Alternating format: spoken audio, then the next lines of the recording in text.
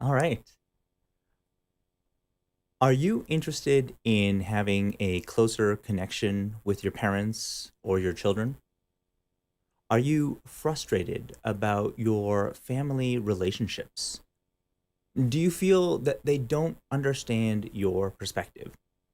Well, today we will help you relate by answering the most searched for why do parents hate questions. We will provide context to the parent and perspective and help you set shared goals for independence and responsibility together. So, first, I wanted to congratulate you for investing in your future today by joining us on AI and Parenting responsibility together. We are a judgment-free community moving from screen time to quality time. First, let me make sure there's no echo. Yeah, okay. And our motto is don't sedate, relate to create. And today's episode is going to be different because we're going to be relating by answering the most popular searches for why do parents hate? And since this question is written from the perspective of the child, I'm going to answer the question directly. And so when I refer to you, I mean the child. And when I refer to we or us, I mean us parents. And for the parents who are listening, it may not sound like I'm speaking directly to you, but I'd like to encourage you to think about how you would have similar conversations with your own child. Now, if you're frustrated about the relationships you have with your parents or with your children, or if you feel like they don't really understand your perspective, I'm here to say that we are doing our best in a very tough situation.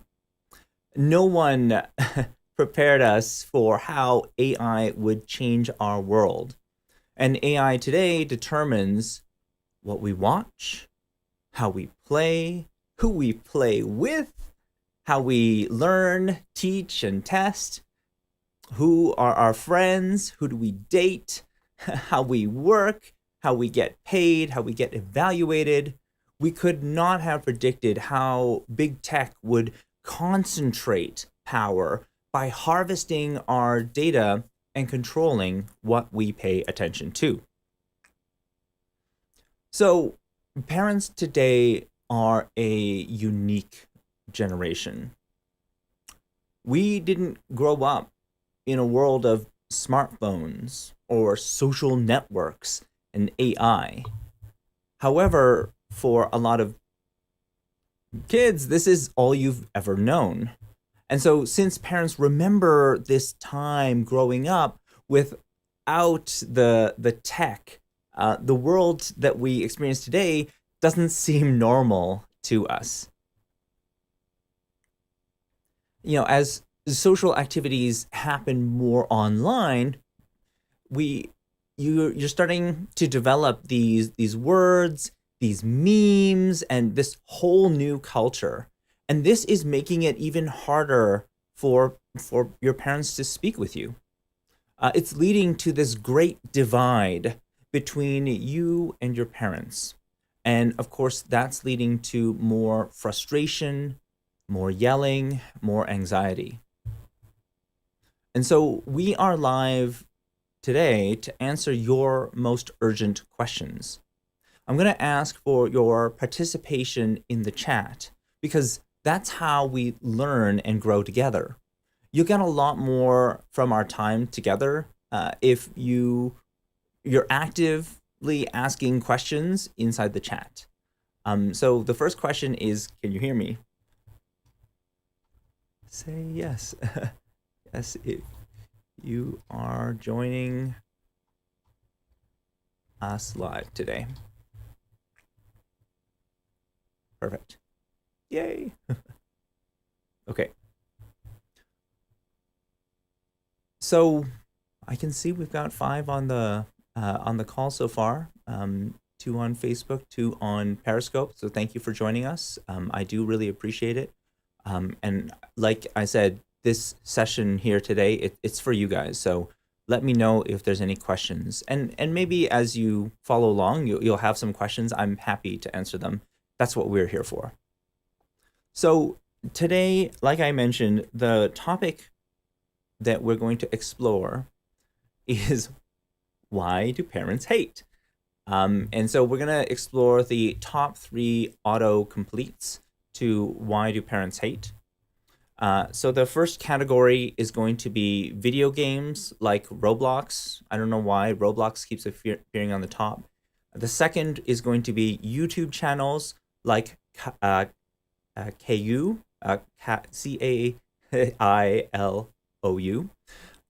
and social media platforms like TikTok.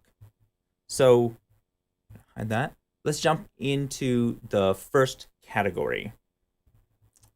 So, why do parents hate video games? I'm going to talk about the movement from public to private.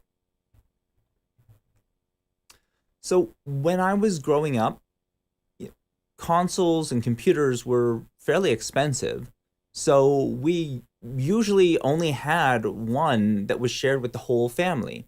So, technology in the home was purchased to be shared with everyone.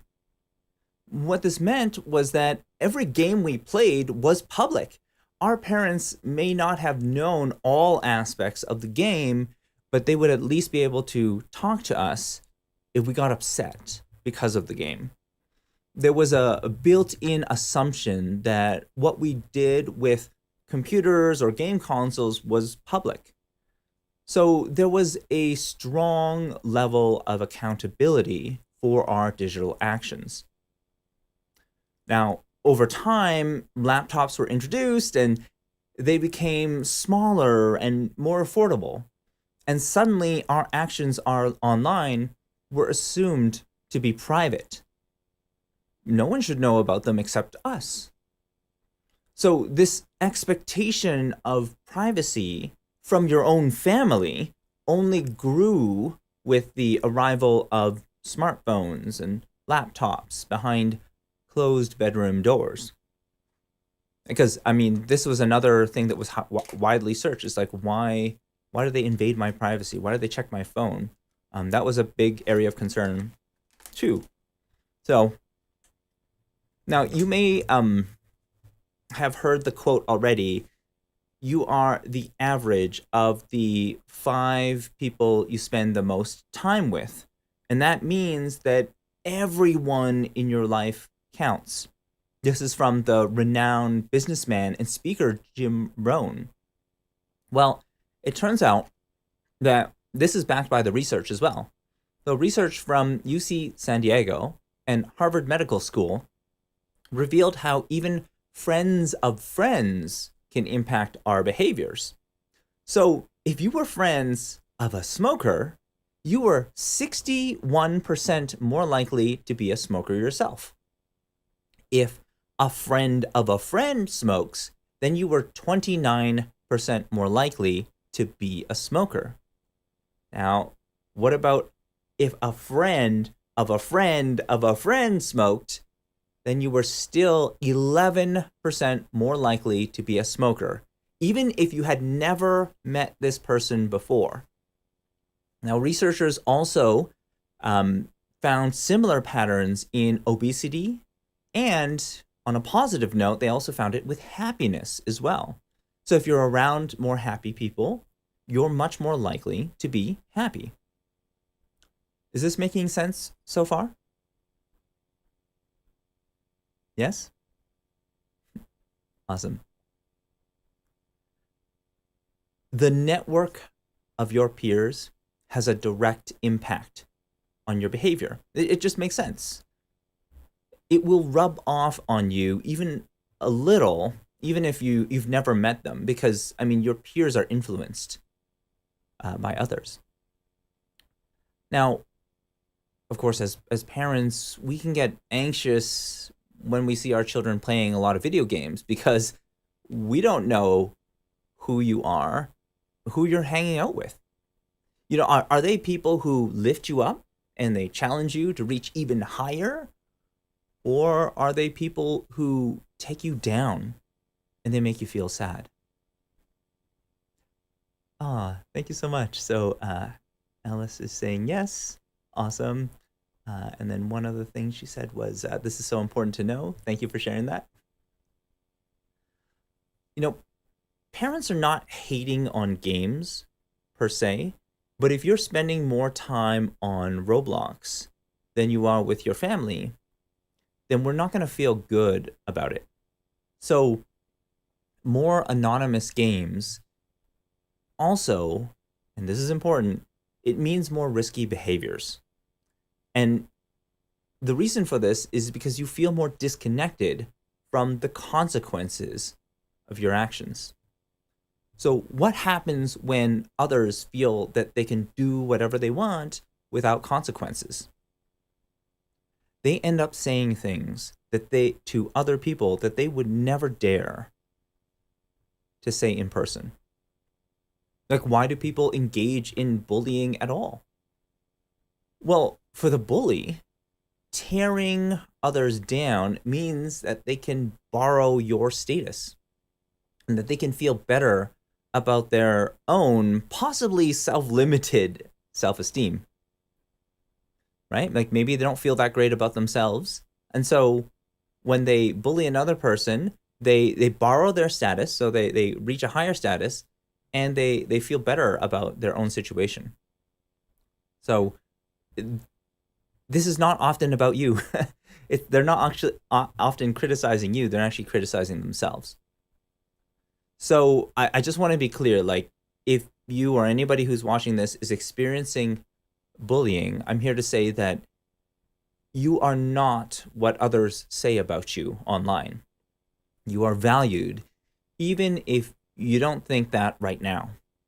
If you don't have anyone you feel that you can speak to right now, there are people who love and care about you and they want to help. Youthline has a teen-to-teen service that you can text 839-863. So these are other youths that you can speak to. There's also a crisis text line at 741-741 in the United States. And if you're in Canada, you can text 686868. This is the crisis text line. Now, stepping back a little bit to parents, honestly, we genuinely want to learn more about your friends and your friends' parents. And the reason for this is it provides accountability if something bad happens online. It gives another parent that we can reach out to so that there are potential consequences for what happens online. So the more time that we spend with people that we can meet in person, the more accountable they'll be for their actions online. Yeah, and I know who wants their parents knowing this stuff? You're right, it's normal to seek independence and privacy as we get older. When you share with your parents about how you handled a situation online, well, you're showing that you're already being responsible on your own. So it's really about figuring out where you are today. And if you have a habit already, then great. But if you don't, if we develop a habit of talking about who we connect with online, and this will help us create a support network that will be really beneficial when something bad does happen. The key is we, the parents, we're on your team, even though it may not seem that way all the time, even though sometimes we're frustrated, we are still your biggest champions, right? And we're here for you no matter what. Is that making sense so far? Yes? Cool. Awesome. So my next point is, the question is why? Why do parents hate YouTube? And why do they hate YouTube channels like Caillou or Peppa Pig or Blippi? Like, why so much hate around all of these YouTube channels? So when we were growing up, cable TV was pretty much the norm. I mean, if you didn't have cable TV, people were like, what's wrong with you? Or they felt that that was very much not the normal. So we would all watch the same episodes as our friends. So there was a common ground of what we would talk about. Television shows were required to have a rating so that they made sure that they were age appropriate.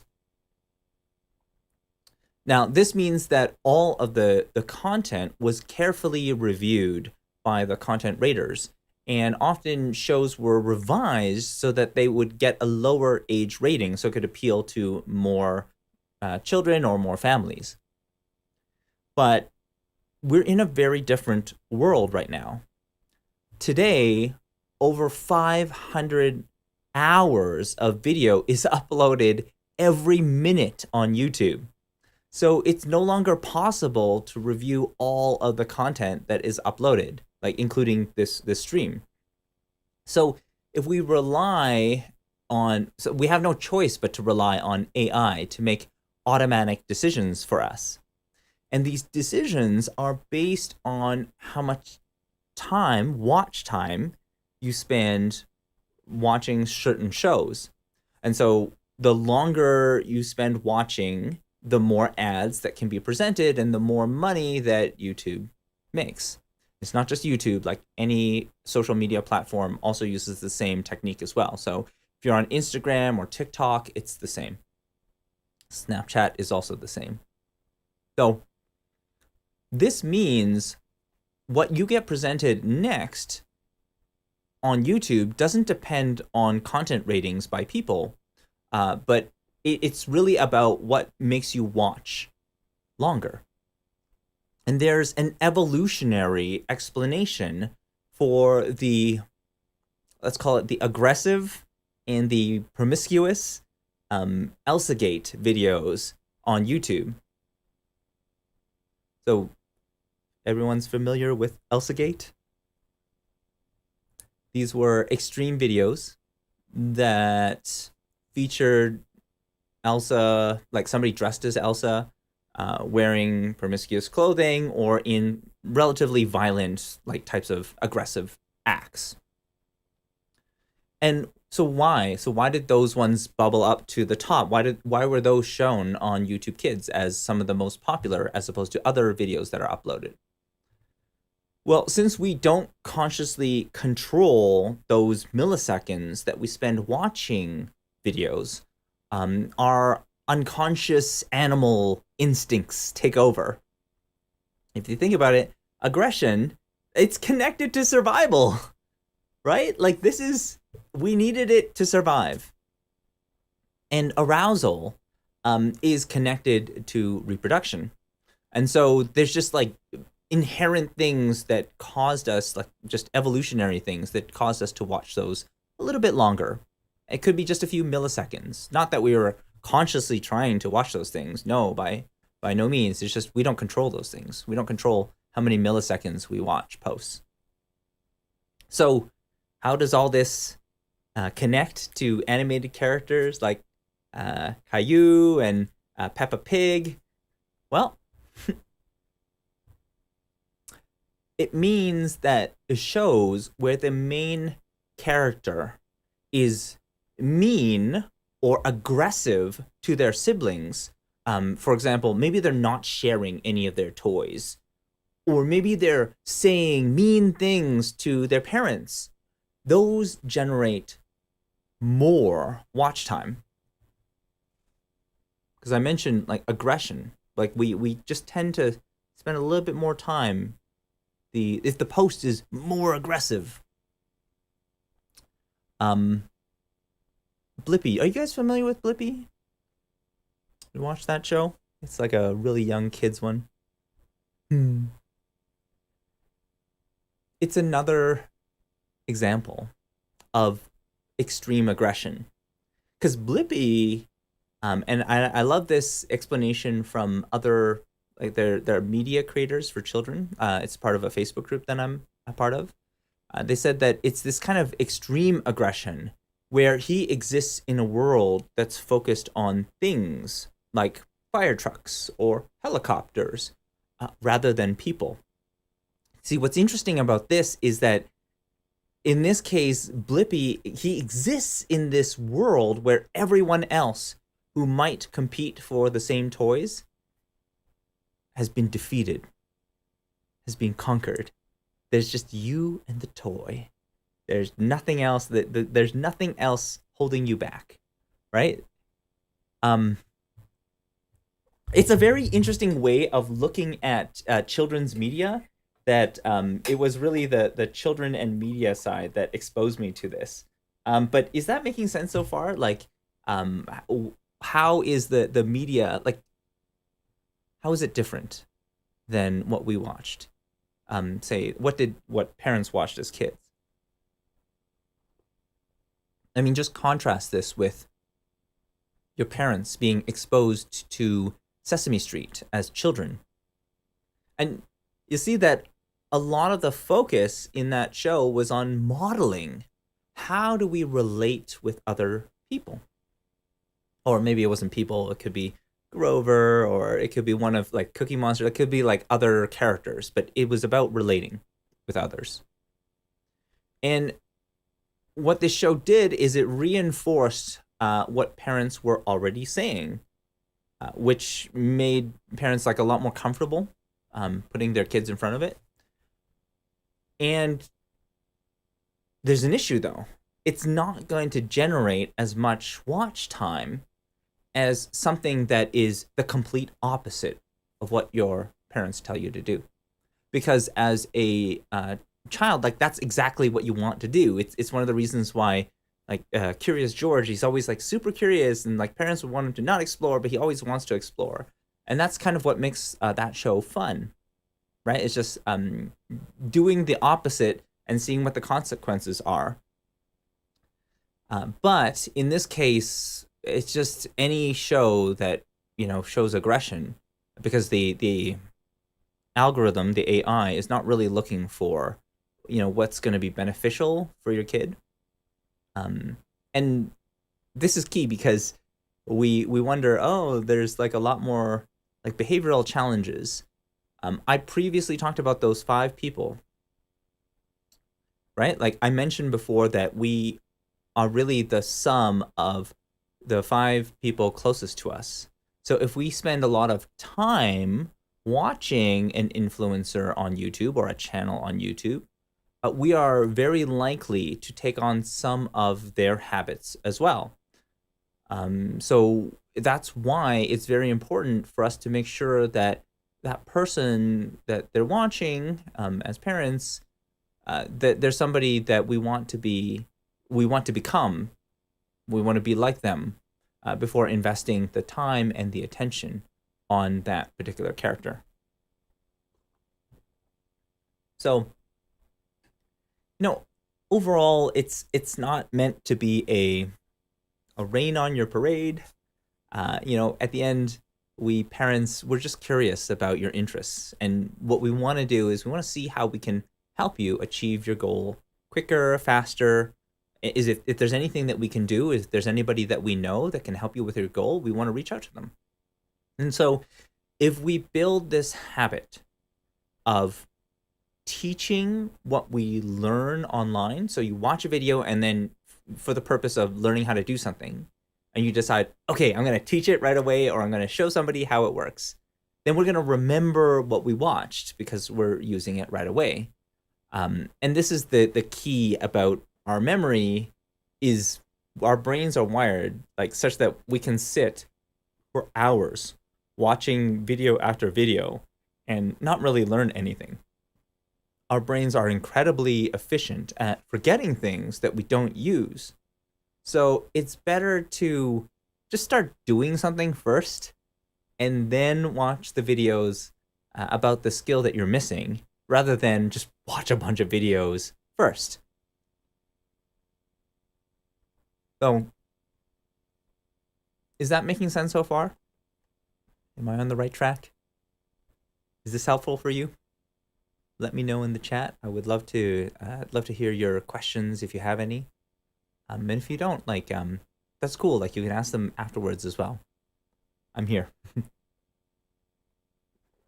So, you know, the next part is, you know, when you watch YouTube videos, you see a lot of very like successful influencers. Like they're wildly successful on YouTube or maybe on Twitch. So it seems like success online should be easy. Well, a 2018 study from Germany found that 96.5% of creators did not make enough to surpass the US poverty line in 2018. Of those with more than, basically, in order to make it, you had to be part of that 3.5%. And that meant you had over 1.4 million monthly views. And then you would kind of see enough ad revenue to make it above the US poverty line. They don't pay you a lot for the views. So you generate millions of views for them, but they give you kind of like poverty line level wages. So I think that the key thing here is that every breakthrough YouTube creator has some unique advantage that they have just grown over time. And I think the key here is make sure that you're growing your skills first, right? So make sure you've got something that you do better than anyone else, right? You just keep building up that skill because that's what people really are going to your channel for. And then it's good to have multiple ways to monetize that skill. So for example, if YouTube just changes all of a sudden the way that they pay creators, you have a backup just in case. For some YouTube creators, this could be a merchandise store. Maybe they sell t-shirts that, you know, fit with their theme. Maybe they sell certain types of mugs or cups or different type of paraphernalia. It could be an online course that you offer. Maybe you go to Coursera, or maybe you set up your own Kajabi. There are many different ways you can do it. Or it could even be a Patreon or a similar service where people are paying you for every video that you produce and you're giving them some exclusive benefit, such as like behind the scenes that they're really interested in seeing. The key here is that you're going to have way more stability if you have recurring revenue. And so like I focus a lot on recurring revenue because otherwise your income is just up and down every month. And that's a really tough situation to be in because like you could find yourself, oh, suddenly I can't pay rent, or suddenly, oh, I don't have enough money for food. Like that's a really hard situation to be in. So either save up enough funds so that you don't have that kind of situation, or look at ways that you can generate recurring revenue if possible. Now, you might think, well, why bother with this whole revenue thing? Why not just like move for more subscribers? I'm just looking to be popular anyways. I don't really care about, you know, making money, especially like if you're still in school, maybe at this time, you're like money's not a big deal.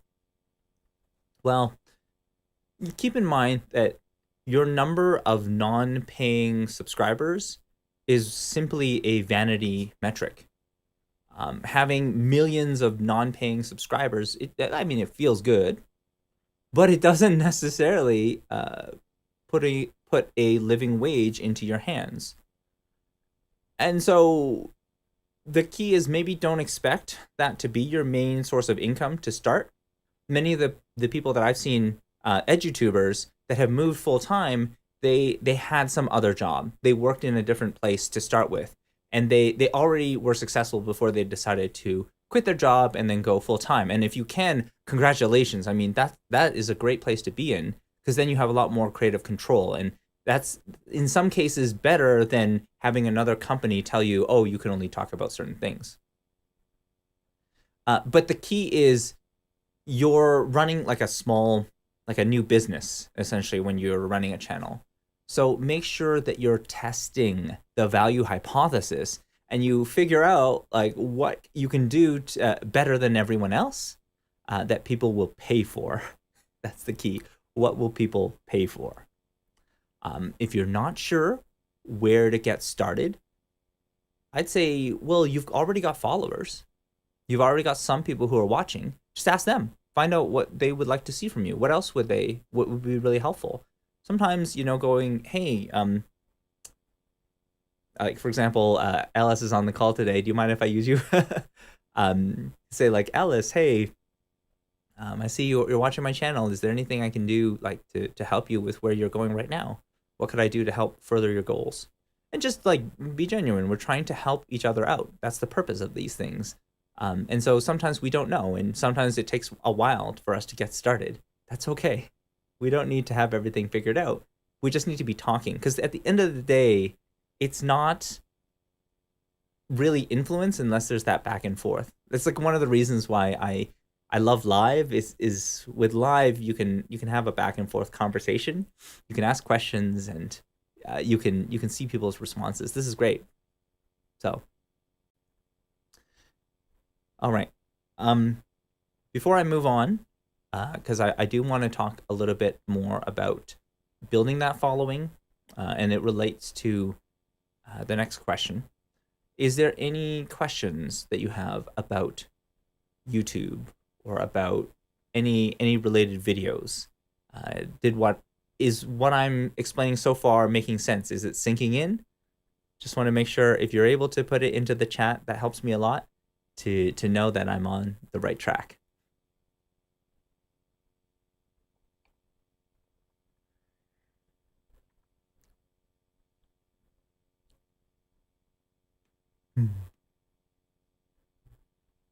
Okay, great.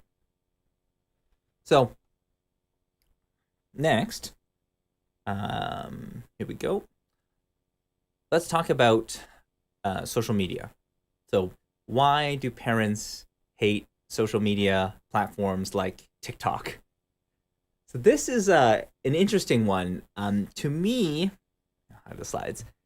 TikTok is a very interesting platform because it makes it easier to move from video to video while still using those milliseconds of watch time to determine what to show you next.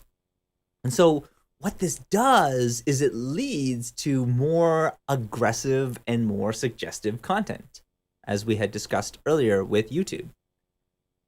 But I mean, what choice do you have when all of your friends are regularly posting on TikTok?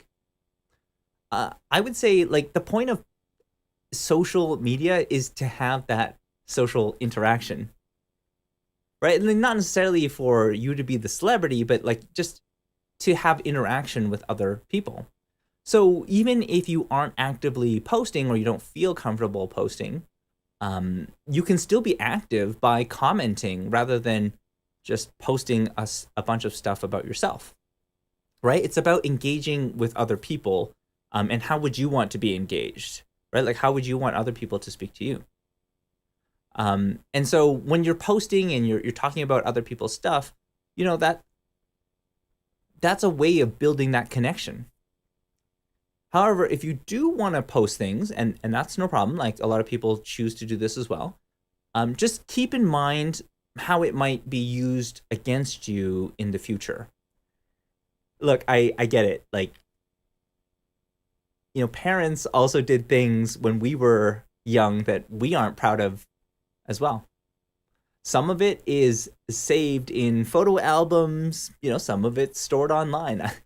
Myself, like 100% guilty of having embarrassed myself with many videos of me archived both on YouTube and the ACM Digital Library, like an academic journal. But, that's life. The key was in our time, employers generally went off of what you wrote on your resume and your interviews. So you had a chance, you could clean things up when you applied for a job. And since we didn't have a lot of online job boards at the time, employers had less selection of people. However, now we are in a globally competitive work environment. So it's normal for employers to look at your social profile just to get more information. It's normal. And so what this means is that we need to consider how our social media profiles look from the perspective of a potential employer. Are you the kind of person a company would want to hire, say, 10 years from now or 5 years from now? We know so many examples of politicians that have been grilled over photos or statements that were taken over 10 years ago when they were a totally different person. So keep in mind that we're not on social media to be famous. Others, they can be famous and broke. We want to use social media to make recurring revenue. And even if we are interested in freelancing or starting our own business, it helps to look at the LinkedIn profiles or maybe the social media profiles of people who have already made it or an area that's similar to where you want to go. What skills did they need to develop first? What do they sell? Like how do they make revenue? Is it through courses? Like what is the way that they sustain their business? How do their posts that they have on social media help their business? And ultimately, if you're able to, find out what do you think would help their business the most today? The goal is to see if there's some value that you can add to the influencer so that you can connect with them, learn more from them, develop that relationship. And you want to make sure that you're always adding value with every message. You don't want to be like, oh, you're so famous, can you please connect with me? That's not really going to help, especially in this world where there's always people like looking to connect with you in order to sell you something. So for example, like let's say there's a business owner that you really like on TikTok. Great. What kinds of things do they share on TikTok? What kind of comments do they get? What are their goals? And what are the gaps that you could help fill to help them get to their goals faster? The key here is that since more people are more accessible than ever before, it means that we need to be that much better at getting to the point of why we're passionate about the same areas that they're interested in and where we think we can add value. So we've got to get to the point quicker. And this goes back to our discussion about parents. Talk to your parents about your goals with social media, because we love to help you succeed. Or maybe if we can't, maybe we can find somebody who could help you get to your goals quicker. I was really blown away at the number of parents bringing their kids to the VidCon conference just to help them learn more about how to grow their own influence. They knew that, okay, look, I'm not a YouTuber and I can't really help with this, but I know there's a conference that covers this exact topic, and I'm happy to drive 8 hours, 12 hours, it doesn't matter. However far, rent hotels just to get you there. We parents are your biggest cheerleaders. We believe in you way before anyone else does. Getting us on your side will help you build a connection, and it will potentially create something together that everyone can feel good about. Like, for example, maybe you're hesitant to cold pitch influencers, right? Like go up to them and be like, oh yeah, I'd love for us to do a collab. And like the influencer's like, yeah, go away. Like I get like 1 million of these emails every day. Forget it, right?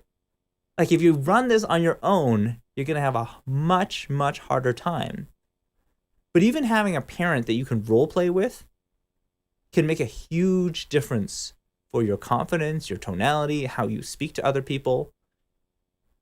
The first few times, no matter what, especially if you're cold pitching, are going to be rough. Like, let's be clear, they're going to be really, really rough. So why not start with the most forgiving audience out there? Your family, your parents. And I think that that's really the key here is we want to start with an audience that we know is going to be cheerleading for you, is going to be encouraging you, is going to help you. And we want to connect.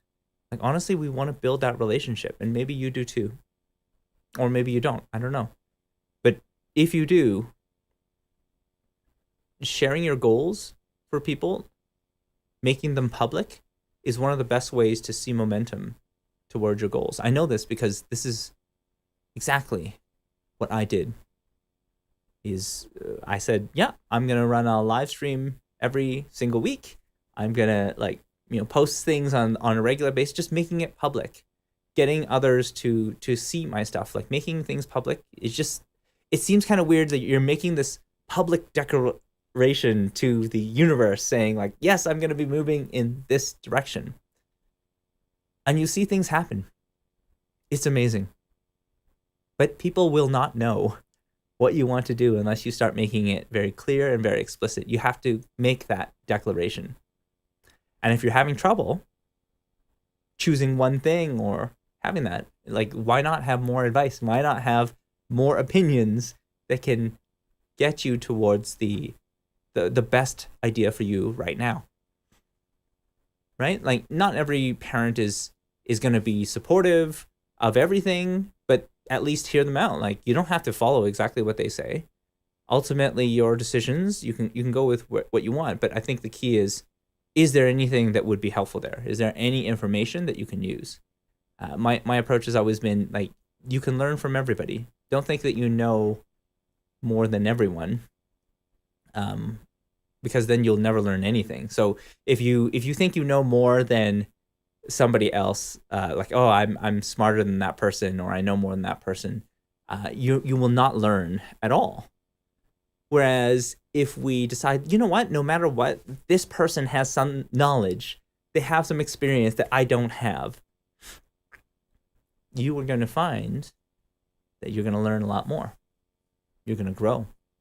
And I think that that's really the key is you've got to be constantly growing, because learning is earning, right? Really, like, you want to start earning the big bucks, you're going to have to build that skill, and building that skill means constantly learning, right? And so what's the difference between who gets paid more? That the example that we often use is like, who gets paid more, the general practitioner or the specialist?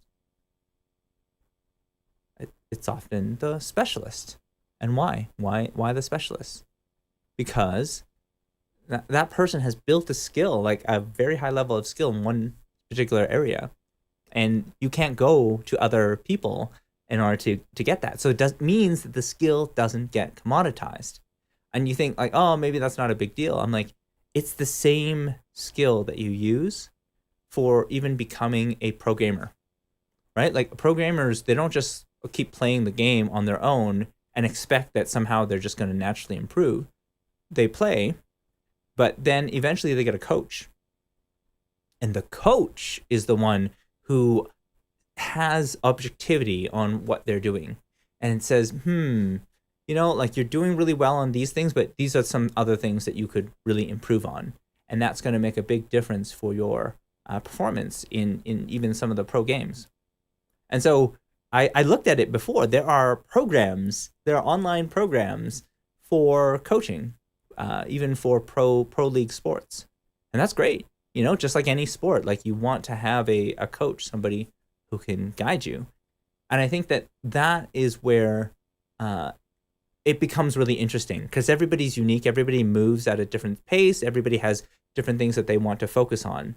So how do we become successful in this space? Because the goal is not just to, I want to like get a lot of followers, because you can we kind of explained that you can have a lot of followers and still not make above the poverty line. So what are our options when it comes to making revenue and growing that? And that leads me into my last point. I want to encourage you to consider, like, we are all social networkers these days. That is, we are people who work in a social space. And how do we prepare for this emerging world of being a social networker? How do we protect ourselves online when it was revealed this week that Facebook leaked the personal information of 500 million users? This data dump that they've known since 2019, by the way, decided not to tell us and said, oh, sorry, we lost your data. You know, many security and network professionals, they work with the assumption that your data is already compromised. And what they try to do is just reduce what people will get when your information is compromised.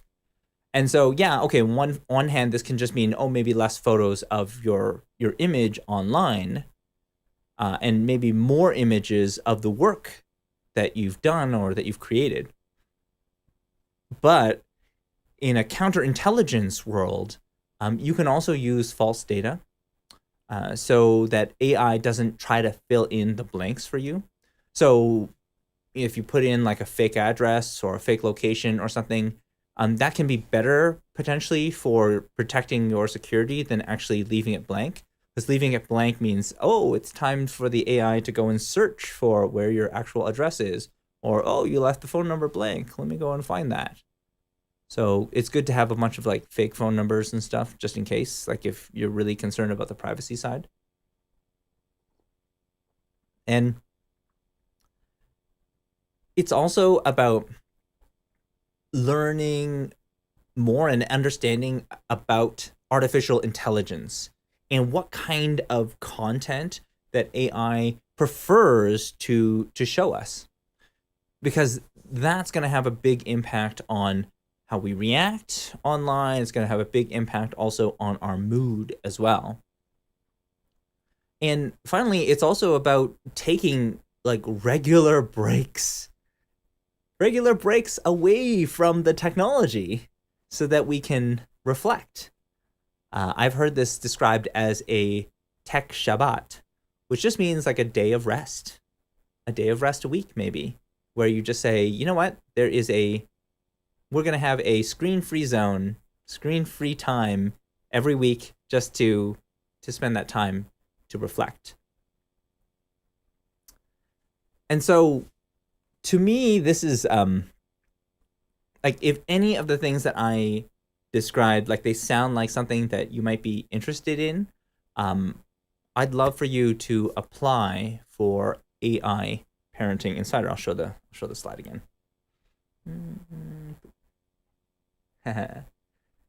So you go to aiparenting.live. That's the main site. And we are going to offer a unique code for the social networker license course. It's designed for learners. It's designed for kids, anybody who is getting close to 13 years of age, because essentially at 13 you become effectively legally an adult on the internet. And so it's designed to give you all the tools that you need to navigate social networks safely and create a profile and a portfolio that employers are going to love, or maybe any potential prospects, if you decide that you really want to become an influencer or an entrepreneur. Now, when you sign up for AI Parenting .live Insider, I'll also give you a little bonus, which is a free screen time chart, from screen time to quality time. And so it's a way of measuring how much time you're spending in the 3 different categories of sedate, relate, and create, to give you a sense of what is the quality of the time that you are spending right now. It's just a paper printout. You can print it out and you can use it. I've used it myself. It's been very, very helpful to get a sense, and it puts a new definition around screen time, because it's this notion that like tech abstinence doesn't work. You can't avoid technology forever, especially when you need to use it for work. You don't have a choice. And so it's another reason why I think it's really beneficial to sign up for AI Parenting Insider. And so if you sign up this week, we'll definitely get you access to the free screen time chart. And then you can find out about the course. If you think that this is something that's helpful for you, we have it available. We're making it for you, and we're addressing your questions directly. And so with that, I do want to leave a little bit of time. Let's see. Wait, we didn't do too bad today. Awesome. Did you guys have any questions? Is there anything that I can answer? You can see on Periscope. Yes, we've got somebody on Periscope. If you wanted to ask your question, I'm happy to answer it. And let me just double check to make sure that like Periscope is interesting, because Twitter changed their rules, and they were going to say like, oh, Periscope is saying goodbye, it's all done. So, but for some reason, I'm still able to log in, and I'm still able to stream on Periscope, and I see that somebody's there. So I'm like, how do I see it? Okay. So producer. So I may not be able to see all of the. We have enabled Twitter Media Studios. Oh, what's that? Cool. Wow. Oh, wonderful. Oh, that's so cool. So producer. Okay. Sorry. You're gonna get a little bit of an echo there. Okay, yeah. Wow. How cool is that? So I can already see some stuff related to this. Fantastic. Oh.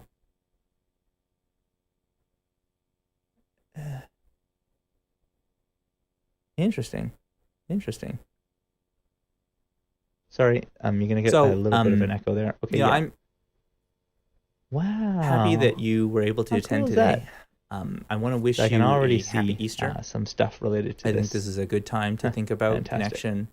It's a good time to think about birth. It's a good time to think about death. Like all of these kinds of things, they all come together. And so I think that it's a blessing to be able to share. So a little bit of an echo there. Okay, I really, really do appreciate you joining. Happy that you were able. Sorry, I'm sorry about that.